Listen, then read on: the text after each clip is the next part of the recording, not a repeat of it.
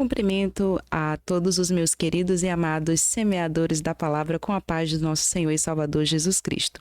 Estou mais uma vez aqui com muita alegria no meu coração, irmã Jasmin Gonçalves, para todos vocês, com o intuito de hoje estudarmos mais um pouquinho sobre a palavra do Senhor nosso Deus, no Semeando a Palavra.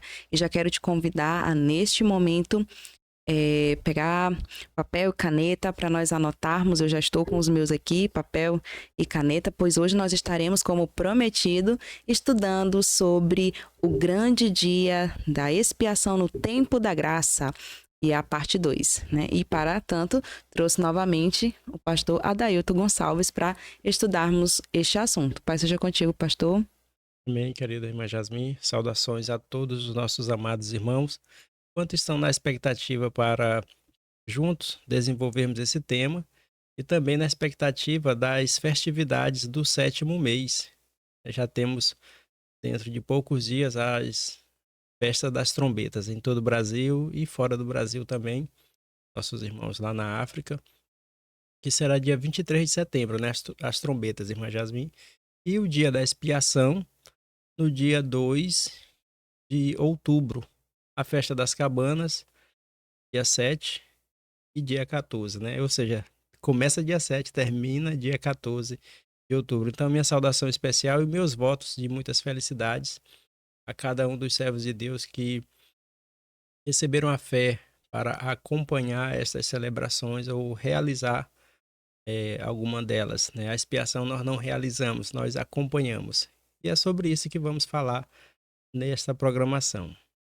Muito bem, e antes de nós começarmos a estudar esse assunto que está riquíssimo, quero agradecer a todos vocês que estão aqui sempre conosco, faça sol, faça chuva. O pastor aqui também está hoje conosco enfrentando uma gripezinha, mas não tem doença, né, pastor? Quando se é para apresentar e anunciar as verdades de Deus, né? Amém, é verdade. Muito bem, então todos vocês que estão aqui, Deus abençoe a vida de cada um de vocês. Bom, e quero convidar todos vocês para nós fazermos uma oração, para darmos início a esse trabalho com chave de ouro, para que Deus possa abençoar e habilitar o pastor para nos trazer esse assunto que é riquíssimo em detalhes e em aprendizados nesta manhã. Amém? Então vamos orar.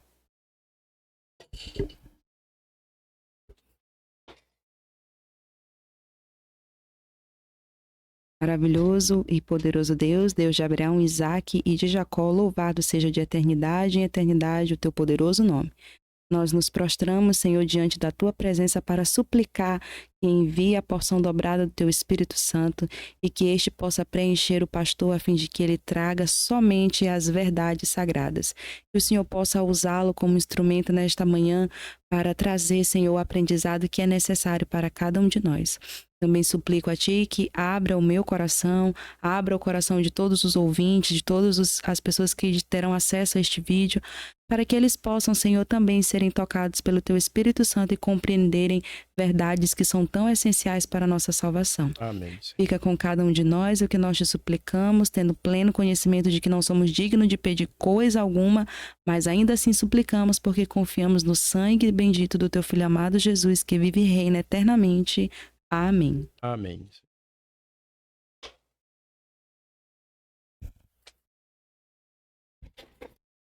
Muito bem. Depois dessa oração, quero dizer que, como foi dito, nós estamos agora na parte 2 e na parte 1 nós aprendemos algumas coisas muito maravilhosas, né? E eu vou dizer para vocês, e aí caso vocês tenham alguma dúvida ou caso vocês tenham, olha, ainda nunca ouvi falar sobre isso, pode voltar lá na parte 1, assistir, tá? Que eu tenho certeza que o assunto de hoje vai combinar, né? E aí vai trazer muito mais esclarecimentos.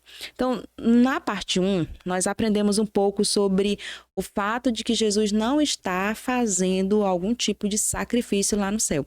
Até porque, né, pastor, como nós vimos, muitas pessoas nos acusam por acreditar que existe um santuário no céu e que Cristo está trabalhando lá, então ele só pode estar fazendo algum sacrifício, enquanto não é isso.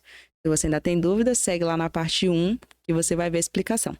Também nós aprendemos que, assim como era no santuário terrestre, também no santuário celeste haviam 2 cultos, não existe 2 cultos, né? Também, ou melhor, o culto era dividido em duas partes. Olha, eu querendo me confundir aqui. Também nós aprendemos que como devemos nos apresentar diante de Cristo, que é o nosso sumo sacerdote. E aprendemos também que Jesus Cristo ministra no santuário do céu em favor dos vivos e dos mortos. E nós encerramos o Semeando a Palavra passado falando sobre isso, né? Sobre Cristo estar no céu realizando um trabalho de extrema importância para cada um de nós. E hoje o pastor estará falando para nós um pouquinho sobre que trabalhos são esses, coisas mais excelentes. Haja visto que Cristo também deixou o melhor para o final, o pastor também fez isso convosco, tá? Deixou a melhor parte para o final. E pastor, que melhor parte é essa que ficou agora para o final? Bem, como o ministério de Jesus, a última parte, é a purificação do santuário, a nossa compreensão aqui, o assunto, a melhor parte é o nosso entendimento com relação a esse ministério de Cristo. O que nós devemos fazer? Como nós devemos nos apresentar? Qual será a nossa atitude ou a atitude de qualquer cristão que, em face do trabalho de Cristo, como ele vai se apresentar diante do Senhor, seu sumo sacerdote? Eu gostaria, irmã Jasmine, de que fizéssemos uma leitura. Bem, Agora, você pode fazer para nós sim, em Hebreus, capítulo 9, verso 23. certo. Eu vou estar colocando aqui na tela para que vocês possam estar acompanhando. E será o primeiro versículo de hoje, tá? Quem quiser anotar, vou até anotar aqui no meu também. Hebreus, capítulo 9 e versículo 23, diz assim: Era necessário, portanto, que as figuras das coisas que estão nos céus fossem purificadas com tais sacrifícios. Mas as próprias coisas celestiais requerem sacrifícios superiores àqueles. Amém? Então vamos compreender o verso? Muito bem. Esse texto confirma que o sacerdócio terrestre, o ministério do culto na terra, com aqueles sacrifícios havia purificação. Mas no santuário celestial do ministério de Cristo, nosso sumo sacerdote, precisa haver um sacrifício superior para que purifique também este santuário que é superior, não feito por mãos humanas. Nesse caso, tanto da terra quanto do céu obedecem às mesmas regras de, em determinado tempo, necessário é haver uma purificação, né? E aí a gente consegue observar, isso foi uma das coisas que nós aprendemos e ficou bem enfatizado na parte 1, que o santuário terrestre, ele era o exemplo, a forma como o que nós utilizaríamos para compreender todas as atividades, todos os símbolos presentes agora no santuário celeste, né? Ou melhor, a realidade no santuário celeste, né? E uma das coisas que nós vemos é que no santuário terrestre, para que fosse feita toda a questão da purificação, precisava então de um sangue, né? E agora no santuário celeste, como o versículo diz, um sacrifício superior era necessário, haja visto que nós estamos agora no santuário verdadeiro, né? E como diz a Bíblia, quase todas as coisas se purificam com sangue, e sem sangue não há remissão de pecado. Logo, o santuário do céu necessário é de uma purificação, e com qual sangue? O sangue carmesim, o sangue da nova aliança, o sangue de Cristo Jesus, nosso juiz, nosso advogado, nosso sumo sacerdote. É o mesmo sangue, não precisava ou não precisa haver novos sacrifícios, né? Apenas o mesmo, o qual ele entrou do santuário e já realizou, efetuou uma eterna redenção. Ele já fez isto, tanto ao morrer na cruz, quanto também no santuário ao apresentar diante de Deus. E o que ele faz agora, irmã Jasmine, é o que nos interessa. O que ele mais tem a fazer, não como novos sacrifícios, mas o ministério de intercessão e o ministério de apagamento de pecados. E essa é a parte que realmente nos deixa curiosos, porque enquanto o sumo sacerdote ele estava ali, do lado de fora do santuário, todas as pessoas estavam ali tendo uma certa visão, né, compreendendo exatamente o que ele estava fazendo, mas depois que ele entrava dentro do santuário, que aquelas cortinas ali vedavam a visão de quem estava do lado de fora, deixava eles ali e agora. Talvez a gente esteja dessa mesma moda, né? Cristo entrou Correto. para o santuário e a gente está aqui. E agora? O que está acontecendo lá dentro? E sabendo Deus de que nós teríamos essas dúvidas, foi que deixou tudo escrito, tudo explicadinho para o apóstolo Paulo, para que ele pudesse nos explicar. E aí eu já deixo novamente a sugestão para os irmãos. Quem quiser compreender, se aprofundar acerca desses assuntos, precisa ter quase aí o livro de Hebreus decorado para poder compreender, né? Unir peças e peças. Mas aí, pastor, o senhor citou um detalhe muito importante sobre a questão do sangue dos animais não serem agora suficientes para remir o sangue, né? Ou para fazer o processo de purificação das pessoas, né? E aí eu queria perguntar como é que fica o caso, então, de Abraão, Isaac, Jacó, esses nossos irmãos que já faleceram e ofereceram estes sacrifícios, né? Como que fica?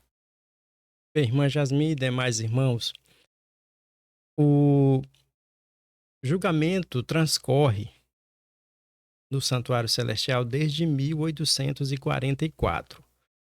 E esse julgamento ele está dividido em duas partes, como a gente já sabe, né? Tanto o ministério de Cristo no céu tinha duas partes, que era do primeiro compartimento e do segundo compartimento. O do segundo compartimento, que é realizado pelo sumo sacerdote, também tem duas partes. Vamos entender bem isto. Cristo, em seu duplo trabalho, oficia e intercede pelos vivos e pelos mortos, ele faz o apagamento dos pecados. Pelos vivos, visto que o processo deles ainda não terminou, só é feito, de repente, um perdão provisório, um juízo provisório, mas para os mortos é feito um apagamento de pecados, um processo definitivo. A análise, que é a investigação dos livros de registros nos céus, é feito constantemente, exatamente porque os símbolos e os outros pontos bíblicos comprovam a veracidade desses livros e desses registros, né? Eu quero ler alguns textos, irmã Jasmine, para que a gente possa confirmar essas coisas. Por exemplo, Hebreus 9:27 diz: ao homem está determinado morrer uma só vez, vindo depois disto o juízo. Ou seja, todos os homens só podem morrer uma vez e vindo depois disso o juízo. É claro que há umas exceções aí, pessoas que foram ressuscitadas e certamente morreram outra vez, mas essas exceções não quebram, digamos, a regra que está para todos. Perdão. Então, os que já morreram podem e devem passar por uma análise completa da totalidade das evidências de suas ações e propósitos diante do tribunal celestial. Portanto, estas pessoas que já morreram, elas serão avaliadas exclusivamente, irmã Jasmine, pelo ministério de Jesus Cristo. Como você disse, o sangue de bodes e de touros não poderiam apagar os pecados, né? E antes de a gente poder confirmar nesses textos que vamos ler, eu quero também ler, irmã Jasmine, com vocês sobre Jesus ser juiz dos vivos e dos mortos, né? Sim. A Bíblia diz em 1 João, ou melhor, em João 5, verso 22, ele mesmo declarou, né? Cristo declara o seguinte: o Pai a ninguém julga, mas deu ao Filho todo o juízo.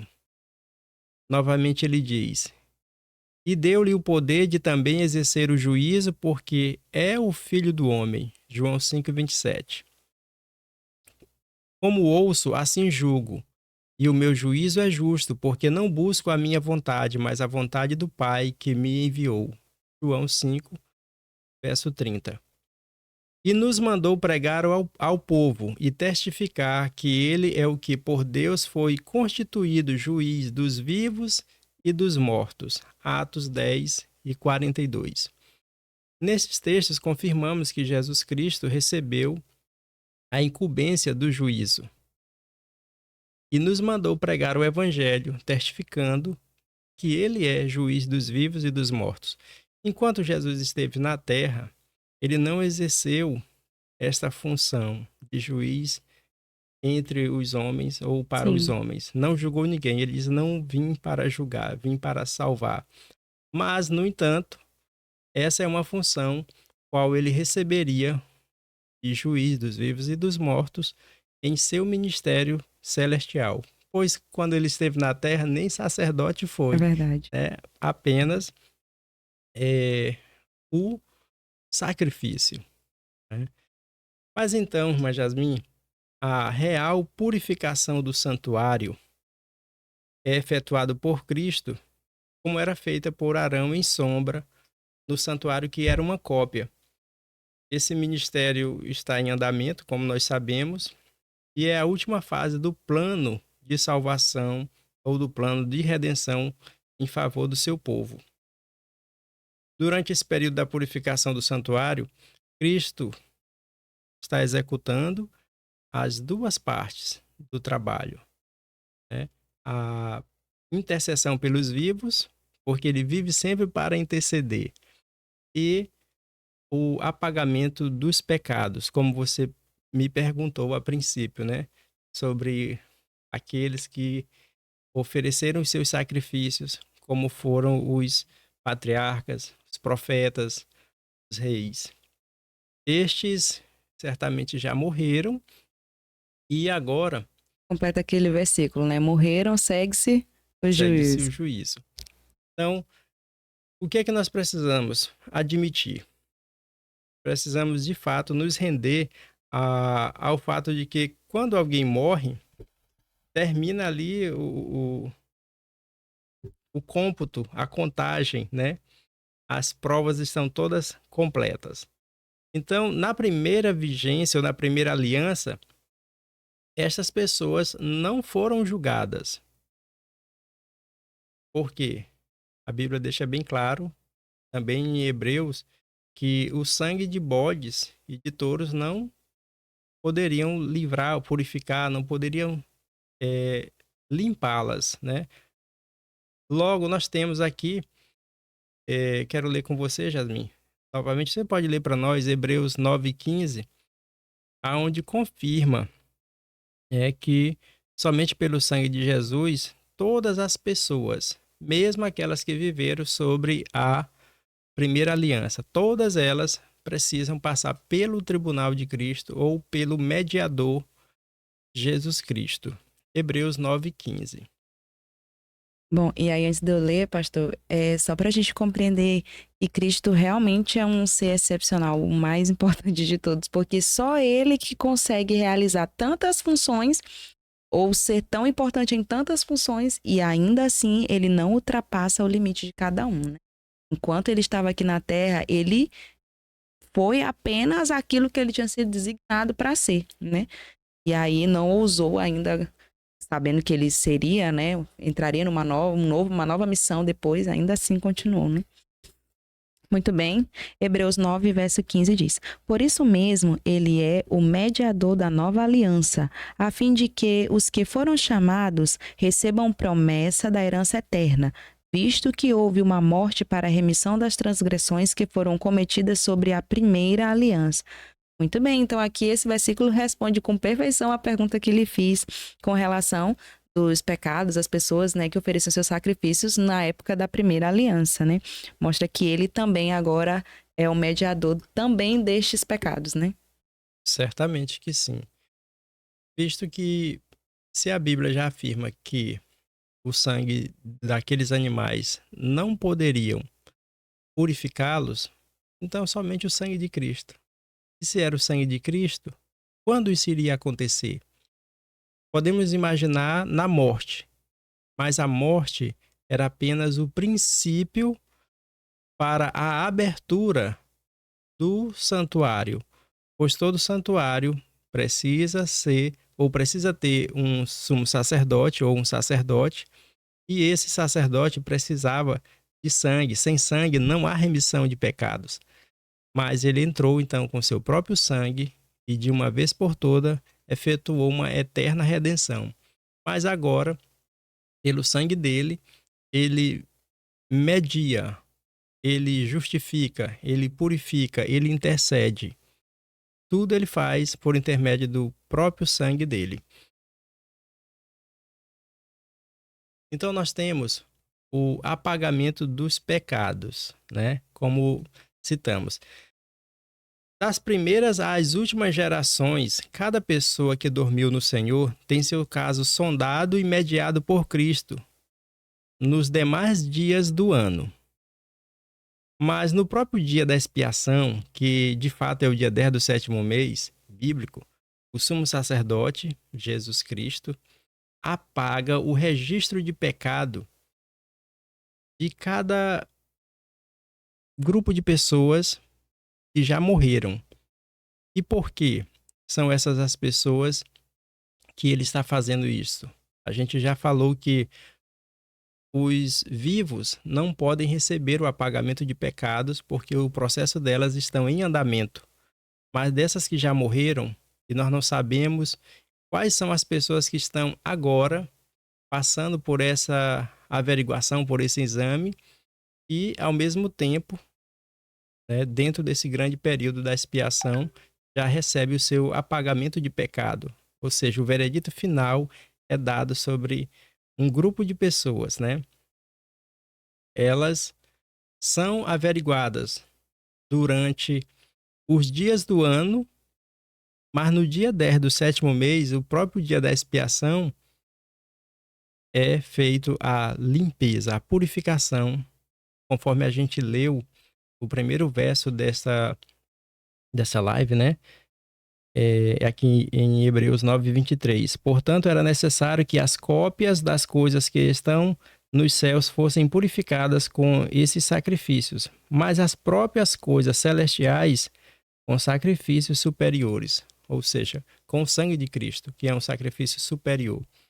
Então, essa obra de apagamento de pecado, de purificação do santuário, não poderia ser feita enquanto houvesse a primeira aliança em vigor. Também não poderia ser feita quando Cristo ascendesse ao céu no primeiro compartimento. Por quê? Porque ele não era sumo sacerdote em função. Ele era sumo sacerdote sempre. Ele sempre teve esse título superior e mais sublime.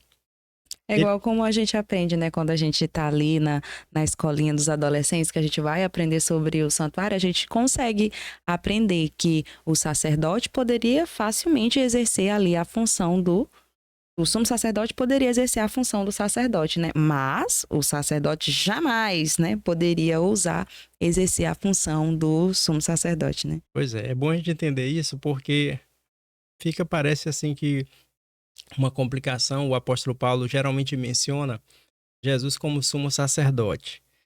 E nós defendemos que quando ele ascende ao céu, o seu primeiro ministério é como sacerdote. Mas então, se Paulo fala dele como sumo sacerdote, como fica esse dilema? Não tem dificuldade nenhuma.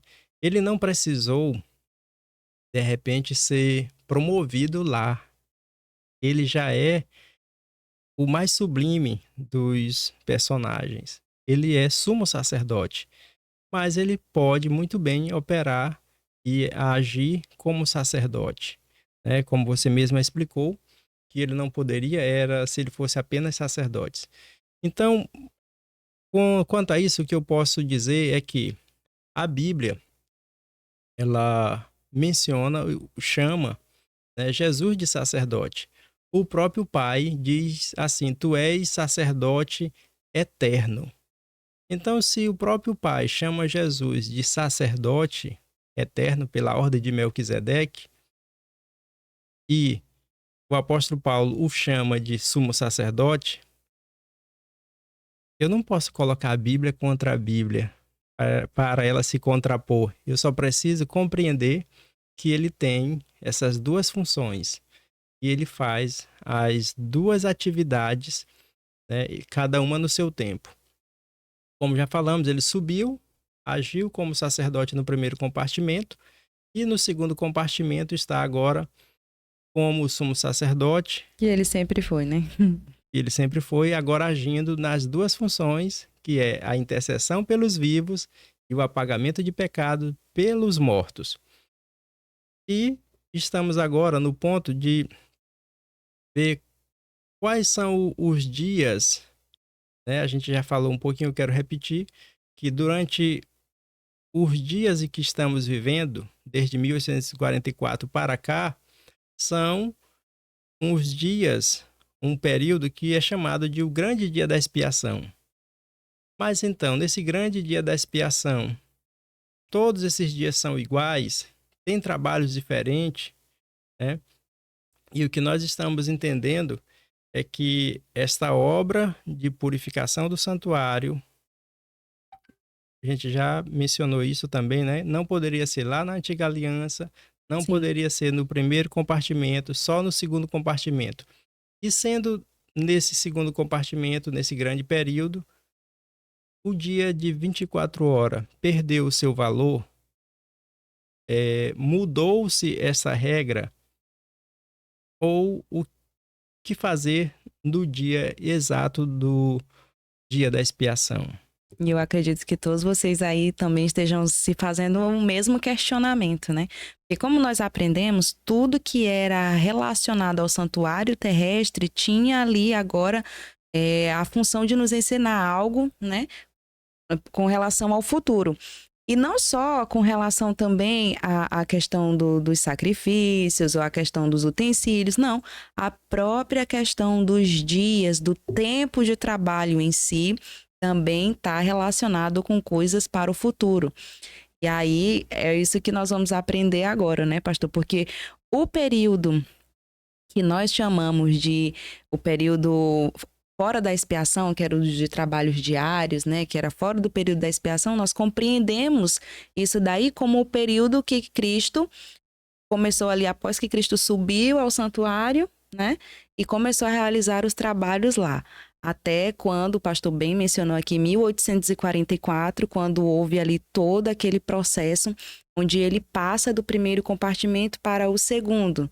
E aí, se você ainda não aprendeu sobre isso, também tem vídeo no canal ensinando sobre isso, tá bom?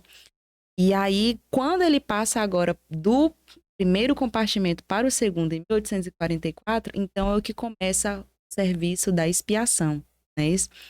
E aí, por isso que alguns escritores chamam este período de o grande dia da expiação. Por quê? Porque ele vai estar fazendo o trabalho da expiação durante todo aquele espaço de tempo, né? E aí é chamado de o grande dia da expiação. E algumas pessoas que estudam esse assunto agora querem questionar pelo fato de que mudou, né, pastor? Já que nós não estamos mais nos referindo a dias específicos de 24 horas, tanto para os serviços diários como para o serviço do dia da expiação mesmo, para que a gente ainda faz jejum da expiação? Como o pastor no início do vídeo convidou todos vocês, né, para estarem em processo de acompanhamento, né, que ele bem mencionou que nós não fazemos expiação, nós acompanhamos, serviço ali de acompanhamento da expiação no dia 6. Dia 2. Não posso perder essa data, senão eu fazer o jejum no dia errado. Dia 2 de outubro, né? Então, Correto. será que ainda é preciso, pastor? Responde que agora não é só eu que estou com essa dúvida, todo mundo aí com essa dúvida, né? Será que ainda é preciso a gente acompanhar, fazer esse jejum de 24 horas, já que agora esse período de expiação tornou-se prazo maior, porque o serviço que Cristo faz, né, é por mais pessoas, então precisa de mais tempo. Não estou limitando aqui o poder de Deus, jamais. De fato, é impossível para o homem medir aquilo que é tão eterno, o amor de Deus, aquilo que é infinito, né? Os seus projetos, os seus planos vários dos profetas escreveram, quem pode entender, Sim. né? Quem pode compreender a mente do Senhor? No entanto, seguindo o raciocínio, seguindo a luz que ele mesmo deu através do santuário terrestre, nós podemos agora vislumbrar, né, uma luz que nos direciona a acompanhar. O dia da expiação não poderia ocorrer em qualquer dia do ano, né, em contraposição à lei. O fato de nós vivermos o grande dia da expiação não desabilita ou não tira o dia de 24 horas, né? E se tirasse, não seria possível o acompanhamento para os humanos, para as pessoas. Por quê? Porque esse é um limite dado para o homem, para o ser humano. Agora, para Deus, 1000 anos é como um dia, né? E um dia é como 1000 anos. Então, para o nosso sumo sacerdote Jesus Cristo, tem esse tempo. E eu não quero dizer que é porque é muito trabalho. Eu acredito que ele, se quisesse, poderia fazer tudo de uma só vez. Mas, no entanto, tudo tem o seu tempo determinado, né? Então, Deus é organizado e nessa organização, o dia da expiação agora não está em desarmonia com os princípios dados a Moisés, né? Acreditamos assim. Cristo Jesus, ele é o portador de pecado. Ele é a única oferta pelo pecado. Quando eu digo que ele é portador de pecado, não é o pecado dele que ele não tem, mas ele é o nosso portador de pecados. Nós oramos e confessamos os nossos pecados sobre ele, que é o nosso sacerdote, é ele quem nos ouve. Toda vez que nós pedimos perdão a Deus, nós apresentamos o sangue de Jesus, né? Assim como o sumo sacerdote carregava ali o sangue com a culpa, né? Sim, Assim também Cristo agora carrega a nossa culpa, né? correto. É o nosso sumo sacerdote e é também, ao mesmo tempo, o nosso advogado que intercede por nós. E ele tanto carregou as nossas culpas a ponto de ter morrido na cruz, quanto carrega ainda novas confissões que o fazemos durante os dias, em que vivemos, né? Jesus é... Sim, Só para finalizar aqui rapidinho, um pensamento que surgiu aqui. Então é por isso que os casos dos vivos não podem ser encerrados, né? Porque constantemente, como nós estamos vivos, agora nós falamos dos mortos, né? Aí, então, como nós estamos vivos, toda hora a gente tá ali, um erro, uma coisa e tal. Aí por isso que o nosso caso não pode ser encerrado assim, né?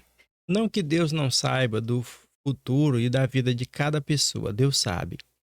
No entanto, o grande juízo não interessa apenas para Deus, interessa a todo o universo. E as pessoas, elas mudam de opiniões. Nós temos isto bem claramente no Ezequiel capítulo 18. Há outros capítulos que mostram que o justo, esquecendo-se das coisas boas que fez, muda de opinião. Mas se o ímpio, depois de fazer tantos males, tal, se voltar ao Senhor e se arrepender, então ele é, digamos assim, aceito por Deus. Mostra, Somos volúveis, né? mostra como o homem é vulnerável às mudanças. Portanto, o texto bem claro, né? Segue-se o juízo, depois da morte. Ou então, ao homem está determinado a morrer uma só vez, vindo após isto o juízo. É bem mais fácil assim, depois da pessoa ter encerrado, Sim. né? Isso aí é uma regra geral, mas dentro desse assunto há uma classe de pessoas que serão tanto justificadas por esse santuário celestial, que bem no final, né, falando um pouquinho delas já, serão as pessoas que não passarão pela morte. Aí quebra-se novamente a regra que ao homem, Está ou seja, destinado a morrer, né? não, é a regra de que todos pecaram e destituídos da graça de Deus, da glória de Deus, Devem morrer. Não é que deve morrer. O texto que diz que deve morrer é o de Romanos 6:23. O salário do pecado É a morte. é a morte. Então, se o salário do pecado é a morte e todos morrem, como algumas pessoas não irão passar pela morte? As pessoas que, quando Cristo voltar, elas estarão vivas, né? Elas serão transformadas, mas elas passarão pelo juízo, né? E essas pessoas, elas vão encontrar-se vivas e o caso delas vão passar diante desse tribunal que está em andamento. No caso dos mortos, como apagamento de pecados e intercessão pelos vivos.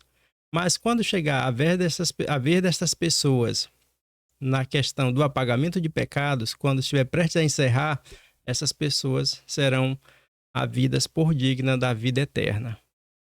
E essa é uma, digamos assim, é uma parte que nós podemos deixar para uma outra ocasião, pois agora nós queremos descobrir exatamente qual é a nossa função, os vivos. Temos falado um pouquinho aqui sobre os mortos, né? Que Cristo, nosso sumo sacerdote, durante todos os dias do ano, nesse longo período, ele faz, digamos assim, um ajuntamento, né? E uma averiguação dos registros, e no dia 10 do 7º mês, no próprio dia da expiação, que é o dia próprio para isso, ele purifica o santuário, ou seja, ele limpa esses registros de pecado.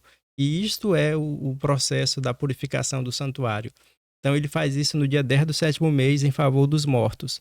E dos vivos, o que ele faz? Para nós que estamos vivos, o que devemos fazer, né? Quero ler um pouquinho mais aqui, irmã Jasmin, um texto que está no livro Exaltai, página 369. Quando o sumo sacerdote entrava no lugar santíssimo, representando o local em que nosso sumo sacerdote agora está pleiteando, e aspergia o sangue expiatório sobre o propiciatório, não eram oferecidos sacrifícios expiatórios do lado de fora. Enquanto o sacerdote estava intercedendo com Deus, todo o coração devia curvar-se em contrição, implorando o perdão da transgressão. Todas as pessoas do antigo Israel estavam do lado de fora, como você citou agora há pouco, embora não vendo o sumo sacerdote, mas elas estavam curvadas em contrição, ou seja, elas buscavam ali diretamente a aprovação de Deus, né? Então, hoje nós temos novamente o dia da expiação, comprovadamente por vários textos e argumentos que temos apresentado aqui em não apenas 2 programas, mas deve ter algum outro programa que mencionou o assunto, né? O dia da expiação não poderia ocorrer em qualquer dia do ano, né? Como a gente citou, em contraposição à lei de Deus. E até mesmo porque a gente consegue observar que pelos próprios textos bíblicos, né? Que ele faz o serviço de expiação durante todo o período da expiação, sim, realiza. Todos os dias ele está ali fazendo o serviço, mas é apenas em um dia específico que ele traz ali o resultado, ele fecha o ciclo de um grupo de pessoas e faz uma espécie de intercessão, um trabalho extra pelos que estão vivos, né? O que a gente consegue compreender. Então é por isso que a gente ainda deve continuar, né, pastor? Observando e acompanhando um dia. Esta é uma forte razão. A de que um momento ele terminará para os mortos e começa então para os vivos. E ao começar o caso dos vivos, Eu não quero estar dormindo ou então em algum restaurante, passeando, conversando, enquanto sabendo que Cristo está ali analisando, igual como a gente faz com criança, né? Tá passando em revista ali o caderninho e eu estar dormindo? Não. Temos que estar acompanhando, né?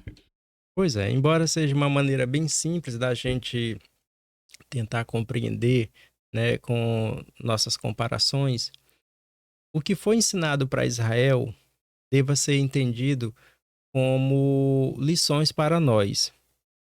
Deus não ensinou ao seu povo nada que o motivasse ao legalismo ou ao fanatismo, nada que fosse apenas uma aparência. Deus Verdade. ensinou ao seu povo verdadeiras orações, contrições e arrependimento. A única coisa que não era real, né, era a morte dos animais. Não era real no sentido de dizer que, de fato, aqueles animais eram, digamos, suficiente para perdoá-los, para purificá-los. E, no entanto, se eles desobedecessem ou deixassem de executar aquela ordem, estariam em transgressão contra a lei de Deus, né? E eu digo aqui a lei, quando eu me refiro à lei de Deus, eu me refiro a toda ordenança, mesma que ela fosse destinada a ensinar sobre o ritual do santuário, né? Então, a lei de Deus, ela foi dada ali nos 10 mandamentos, mas reexplicada ou minuciada em vários outros preceitos, né? Mas tudo estava ali incluído nos 10. Então, eu quero, irmã Jasmine, afirmar, Uhum. ou melhor, argumentar aqui, como que no grande dia da expiação, como está escrito no livro Grande Conflito, na página 489, né? A escritora afirma que vivemos num grande dia da expiação. Mas essa afirmação não anseia, não nos leva a revogar o princípio estabelecido para o homem como um dia de 24 horas, né? Essa afirmação da irmã não revoga, não anula, o que muitos, de repente, podem encontrar dificuldades com essa afirmação. Apenas está acrescentando ali, né? Isso. Agora eu quero lhe dizer algumas razões, dizer para todos nós, né?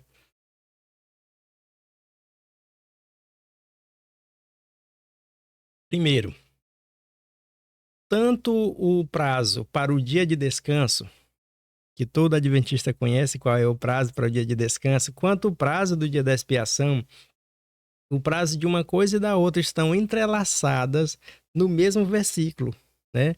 E estão propostos assim para nós, como sendo um dia de 24 horas, como diz a Bíblia, de uma tarde a outra tarde. Deus afirmou, né? E vamos ler isso. Levítico 23, 3, 2. Você consegue? Levítico 23, 3, 2.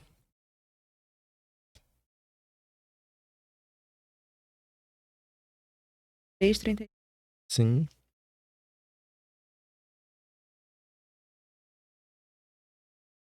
Põe aí conosco. Será um sábado de descanso solene para vocês e vocês se humilharão.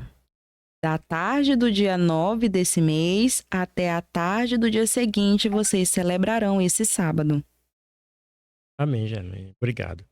Então, como disse, o dia da expiação e o sábado estão no mesmo verso, entrelaçado, como tendo um início e um fim de tempo. Assim como todos os dias de qualquer semana, durante o ano inteiro, todos os dias, ele vai ser de uma tarde a outra tarde. Assim era o dia da expiação para o antigo Israel. E assim a lei o determina. Se de repente, na nova aliança, isso foi quebrado, é razoável também, quem sabe, o ensinamento de que o sábado não seja mais um dia de uma tarde a outra tarde, né? Então, e como não é assim, logo o dia da expiação continua sendo um dia de 24 horas, como diz o texto, de uma tarde a outra tarde. A segunda razão, porque o grande dia não pode ser um período assim, inconcebível, né? Inaceitável, digamos assim, impossível, né? Pois se é um grande dia, como as pessoas poderiam ter mais relacionamento e envolvimento com as prescrições para este dia, né?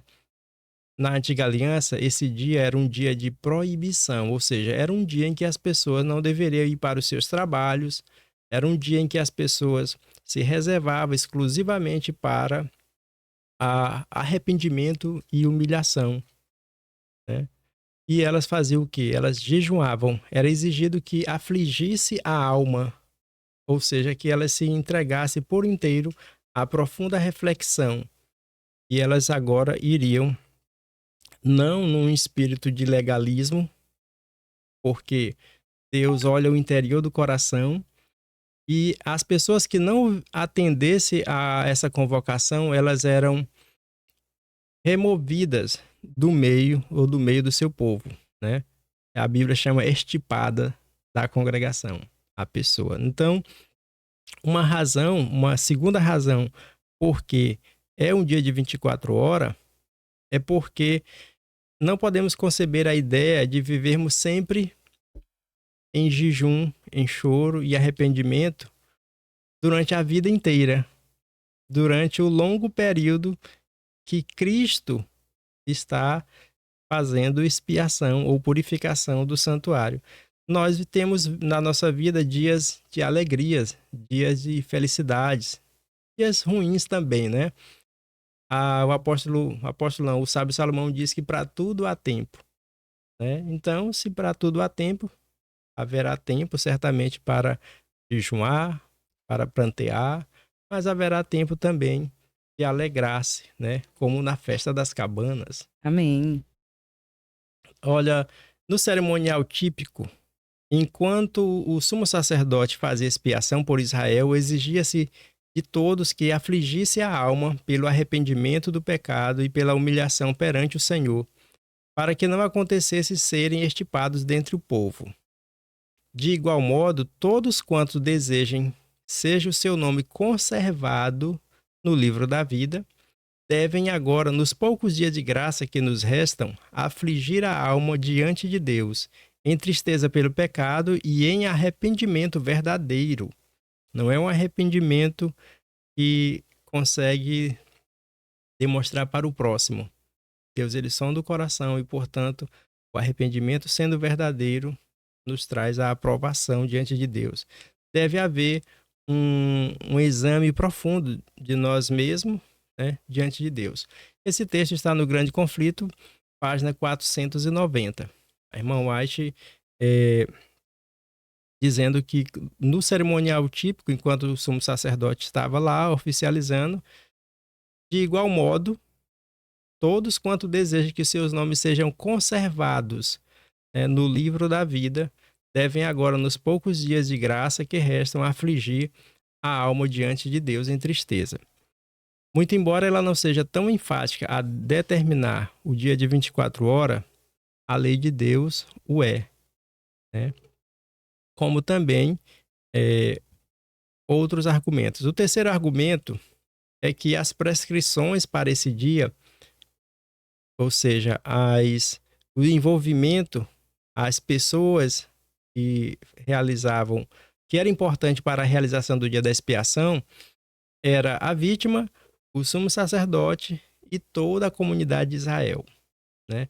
Imagine, irmã Jasmine, imagine você, querido irmão, o sumo sacerdote oficializando e ninguém ao redor do santuário. Não era o dia da expiação.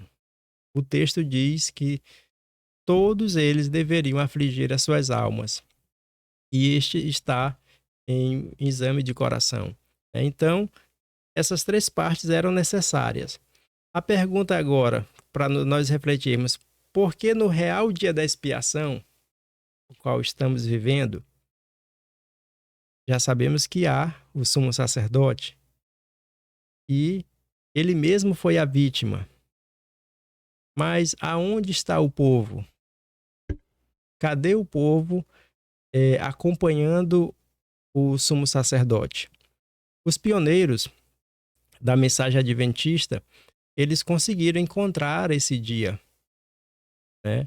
E se de repente o dia da expiação fosse de fato qualquer dia dentro de um grande período, eles não precisavam, quem sabe, começar exatamente em um dia que é o dia da expiação. E segundo a história da mensagem, dos pioneiros da mensagem adventista, exatamente no dia 22 de outubro de 1844, aquele dia era o dia 10 do 7º mês, aquele dia era o dia da expiação. Ou seja, para a humanidade precisa ser no dia de 24 horas o acompanhamento, né? Para Deus, como já dizemos, um grande tempo, um grande período, né? Assim como o ministério do primeiro compartimento durou 18 séculos, esse agora do segundo compartimento está durando aí, eu não fiz os cálculos, mas de 1844 para cá deve ter uns 170 e poucos anos, né? Depois você pode fazer o cálculo, querido irmão, tá bom? Então, há muitos anos esta obra está em andamento. Breve, quão breve ninguém sabe, passará ela aos casos dos vivos. Na augusta presença de Deus, nossa vida deve passar por exame. Então, se nós vamos ser, irmã Jasmine, convocados para o dia da expiação, será que nós estando, de repente, no período de férias, na praia, lá em Barreirinhas, tomando banho, a gente vai estar em oração, afligindo a alma? Ou se a gente estiver no nosso trabalho, quando a lei pede que nenhuma obra nesse dia se deveriam fazer, porque ficaria melhor as pessoas estarem em oração, né? Logo, isso nos faz entender que o dia da expiação continua sendo para nós o dia de 24 horas, mesmo dentro do grande período o qual é mencionado pela irmã White, né?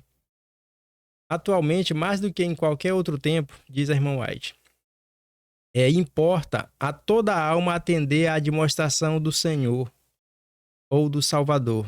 Vigiai e orai, porque não sabeis quando chegará o tempo. Marcos 13 e 33. Se não vigiares, virei a ti como um ladrão, e não saberás a que hora virei a ti. Então, cabe a nós vigiar. Poderíamos vigiar em todo o tempo, mesmo sem ser um dia de 24 horas? Claro que sim, devemos vigiar sempre, né, como o texto diz.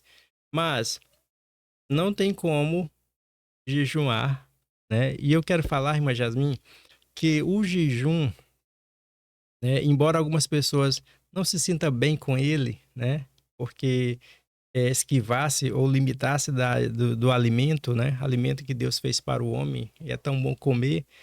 No entanto, quero relembrar as palavras de Jesus. Chegará dias em que o noivo não estará com eles e eles, falando dos seus discípulos, irão jejuar, né? O próprio Cristo aprovou o jejum. Jejuar, vez ou outra, é benéfico ao corpo e é muito mais benéfico à nossa alma, ao nosso espírito, ao nosso crescimento. Quanto ao dia da expiação, ele já é essencial, né? Uma ordenança. Sim. E há, de repente, alguém que faça jejuns constantemente como consagração. A Bíblia diz que nós devemos nos consagrar, né? Quando diz em Hebreus 14:12, né? Você pode ler para nós?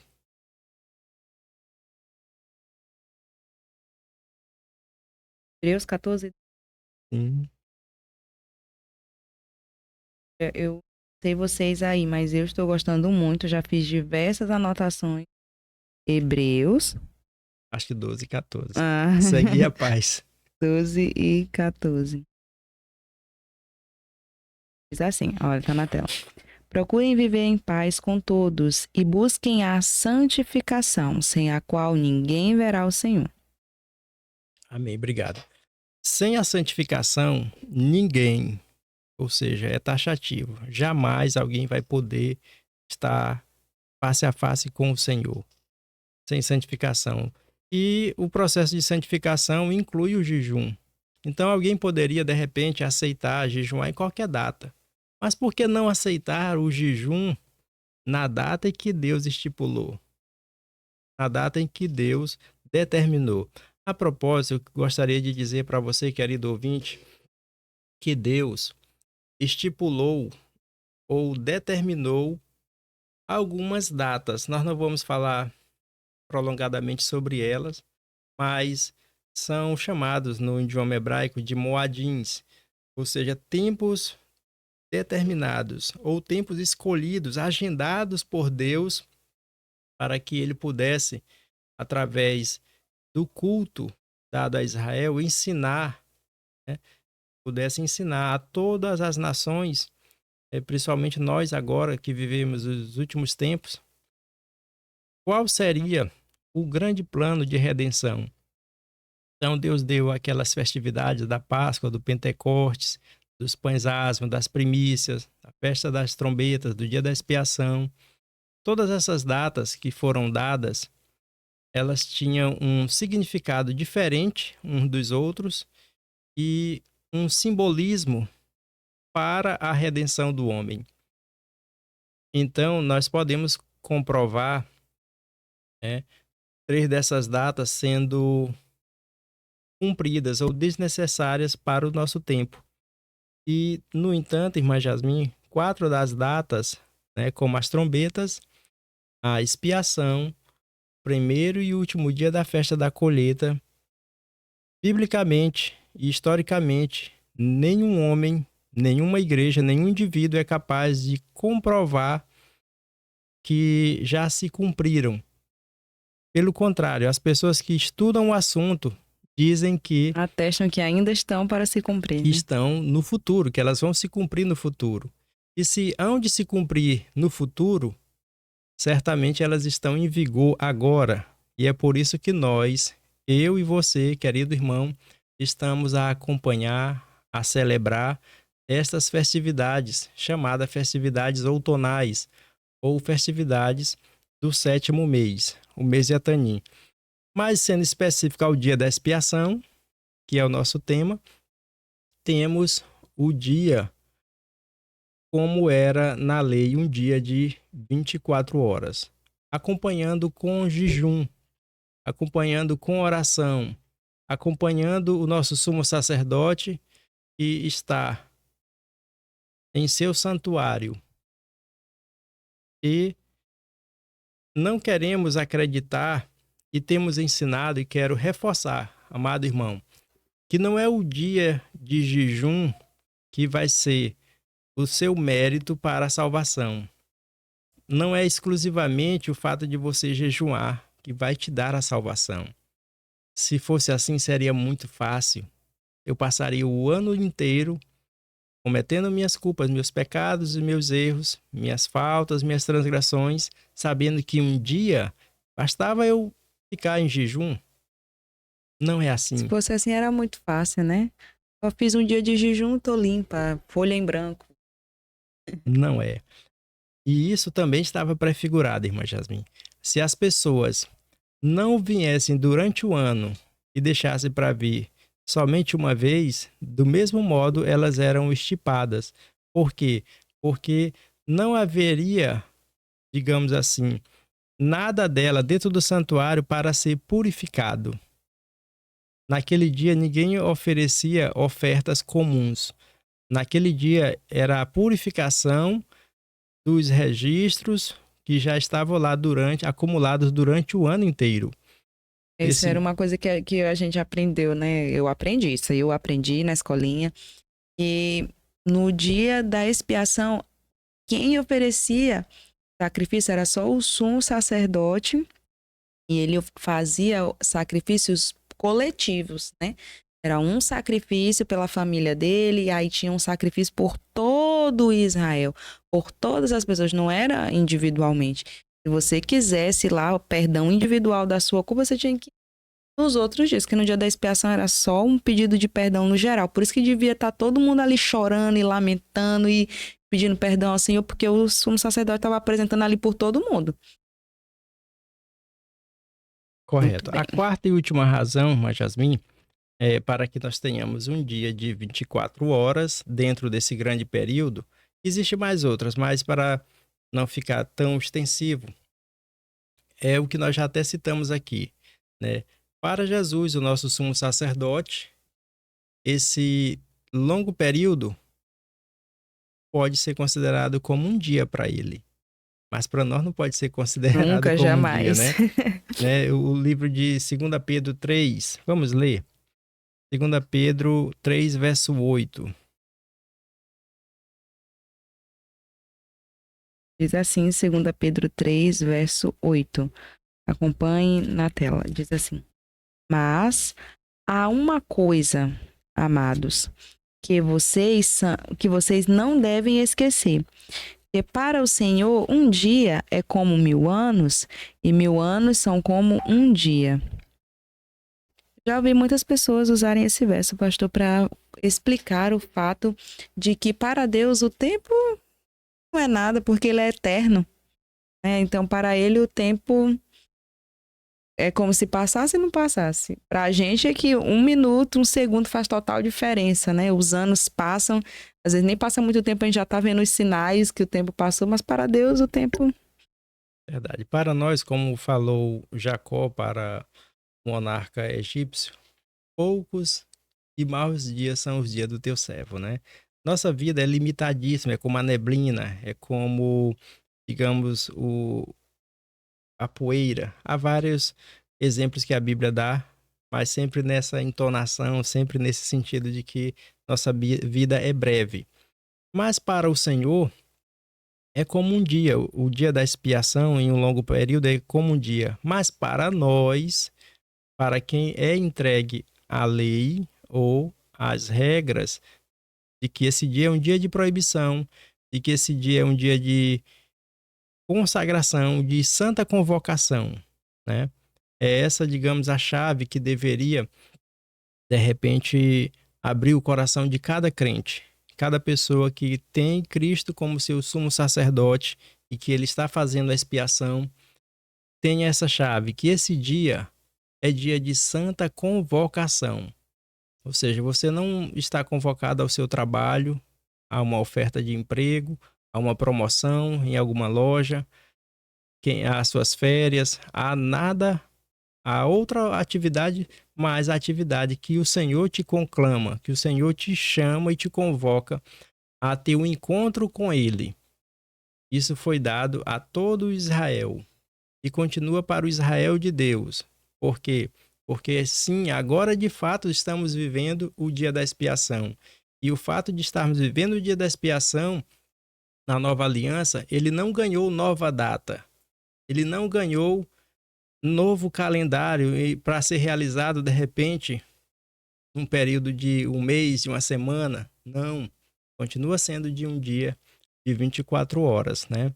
Então, eu fecho esse assunto dizendo que para Deus, para o sumo sacerdote, pode ser, quem sabe, como já se passou um século, né? Pode ser mais de um século, 2 séculos, pois até 1000 anos pode ser como um dia, mas para nós não. Nós recebemos a instrução de que a nossa aflição de alma, como também o dia do descanso, é um dia de uma tarde a outra tarde, né? E assim, desse modo, acompanhando o nosso sumo sacerdote, quando chegar a nossa vez no juízo, nós vamos estar aptos, né? Se verdadeiramente estivermos em consagração, estaremos aptos, né? Claro que nós não somos julgados apenas por um único dia, mas aqueles que recebem a luz dada da sua palavra devem viver por esta luz, né? E no livro de Joel, irmã Jasmin, capítulo 2, não me recordo bem o versículo, o Senhor diz, né? Mudai os vossos caminhos ou convertei-vos. Convertei-vos. E isto com jejuns. Ou seja, o jejum sempre fez parte do processo de santificação, de conversão, né, do crente, em todas as épocas. Eu gostaria de lembrar mais um detalhe, é que quando Deus quando Jesus convocou os seus discípulos para a festa de Pentecostes, Cristo já tinha morrido na cruz, passou 40 dias depois da ressurreição, e mesmo assim disse que eles deveriam permanecer ainda em Jerusalém. Eles estavam, irmã Jasmine, com o risco, né, de serem apanhados. Não era seguro Jerusalém para eles. Era o lugar mais perigoso. Mais perigoso, mas Jesus ordenou: não se ausentem de Jerusalém, permaneçam. Ou seja, era o único lugar que eles poderiam estar, já que estavam ali ainda, em reunião, em convocação. E mesmo sem apresentar sacrifícios de animais, porque Cristo já tinha morrido, eles obedeceram à data. Obedeceram ao dia que era estipulado ou determinado pela lei. O dia 6 de Sivan era o dia do Pentecostes. E a Bíblia é muito enfática em Atos capítulo 2 a dizer que estavam todos reunidos no mesmo lugar, ou seja, santa convocação, e unânimes, ou seja, eles estavam unidos, tiraram divergências, né? Tiraram intrigas, resolveram todo e qualquer desentendimento que pudesse haver. 120 pessoas, discípulos e discípulas, estavam em santa convocação e receberam o Espírito Santo. Eu trouxe esse último texto, ou essa última recordação de fato histórico, para nos lembrar que, mesmo na nova aliança, as datas que Deus deu para o seu povo, elas se mantêm intactas. Ou seja, até o tempo em que elas sofram mudanças. A da Páscoa já não é mais necessário. Também das primícias, essas datas aí, elas já envelheceram, né? Expiraram por terem os seus cumprimentos. Mas a data do juízo final, a data da purificação do santuário que está em andamento, poderia ficar ao léu, à mercê da escolha de qualquer pessoa, ou ela segue, então, aquilo que está dado na palavra do Senhor. Aqui eu encerro a Jasmine, né? Nessa reflexão para todos vocês que talvez ainda tenha ficado alguma dúvida, que eu acredito que com relação à importância do dia da expiação. Bom, e nós iniciamos lá na parte 1 com a proposta, né, de descobrirmos sobre o dia da expiação estando vivendo no período da graça. Muitas pessoas acreditam que não é mais para comemorar. E aí eu pergunto a você, e então, estamos vivendo no tempo da graça, ainda devemos observar o dia da expiação? Conseguiu ouvir daqui sua resposta que sim, né? Devemos ainda assim observar, porque o que nós aprendemos é que o tempo de graça não se limita à morte de Cristo para cá. O tempo de graça foi em todo o tempo que houve ser humano. Amém? E sempre haverá, porque a graça de Deus faz parte de quem Ele é, né? Pois muito bem, agradecemos a todos vocês que estiveram conosco até aqui, pude observar aqui muito de saudação, saúdo a todos vocês, que vocês tenham paz, Deus abençoe a vida de cada um de vocês. Muito bem, agora para finalizarmos, vamos fazer a oração com o pastor Adailton.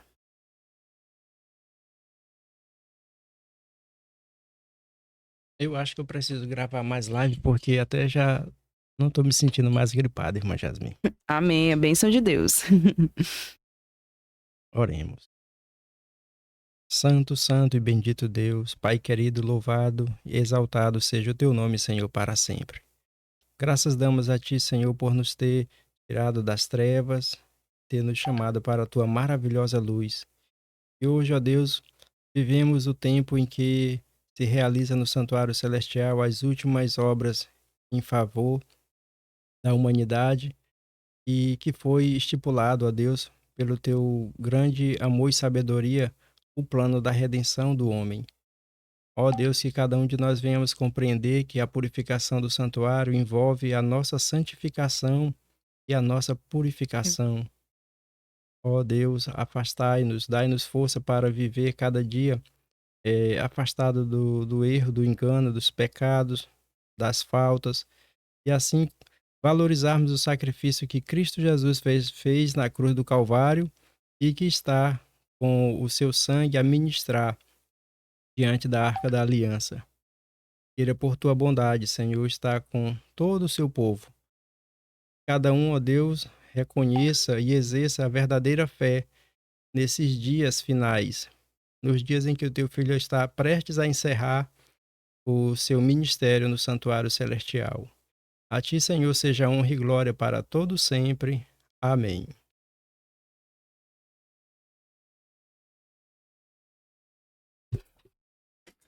Bom, e para nós finalizarmos, gostaria de trazer para vocês um anúncio. Como nós já mencionamos aqui, estamos em período de festa. Nós aqui do Semeando a Palavra também estaremos em festa para a honra e glória do Senhor. Por esta razão, estaremos dando uma pausa. Retornaremos com muita alegria, com as forças renovadas após a festa das cabanas. Desde já, a equipe do Semeando a Palavra, tanto nós que estamos aqui na frente, como os nossos amigos que estão ali, dando o máximo de si, se esforçando sempre nos bastidores. Bem, desejo a todos vocês boas festas, que vocês estejam unânimes, com o coração entregue somente a Deus, que vocês esqueçam as preocupações do dia a dia, para que assim estejam aptos para receber o Espírito Santo do Senhor nosso Deus. E como o tema nos propõe, né? Vamos então pedir e aguardar a chuva do Espírito Santo do Senhor, não é verdade? Qual é o tema, irmã Jasmine? É um desafio para você e para você que está em casa também. O Bora tema lá. da festa de cabanas deste ano. Diga aí para nós, quero ouvir. Sopra no meu ouvido. Eles ainda não sabem. Diga para eles. E você? Tá lembrado? Bem, tempo de receber o Espírito Santo. Viu? Eu tava certo, só não tava lembrando as palavras assim exatamente. O Todos... 7º mês, a celebração da festa das cabanas e tudo quanto temos estudados nos leva a entender que esse é o tempo de receber o Espírito Santo. Como diz a Bíblia, para tudo há tempo debaixo do sol.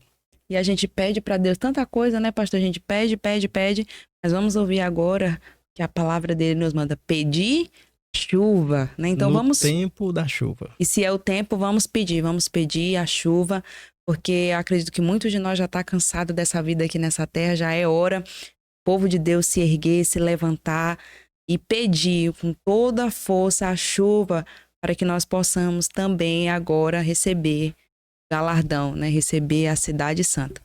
E eu vejo que o que falta mesmo é a gente se esforçar.